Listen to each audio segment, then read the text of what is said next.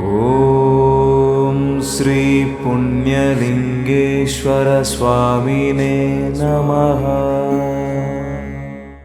చూస్తుంటే ఇంతమంది వీళ్ళకు ఎట్లా భగవంతుని కృపతోని చేస్తున్నారు అని అనిపిస్తున్నది. మాకు చాలా ఓపికతోని చేస్తున్నారు. చాలామందిని చూస్తే మాకు ఆశ్చర్యం వస్తుంది. ఒక్కొక్కరు 2-3 ఉంటేనే వాళ్ళు గొడవ చేసుకుంటారు. ఇంత 500-600 మంది ఉంటే కూడా సిస్టమేటిక్గా లైన్గా కూర్చున్నారంటే వీళ్ళు ఓపికతోని నడిపిస్తున్నారు. ఆ భగవంతుని కృప ఉన్నది. మాకు చాలా మంచిగా అనిపిస్తున్నది.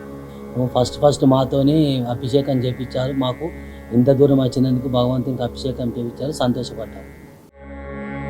ఓం శ్రీ పుణ్యలింగేశ్వర స్వామినే నమః.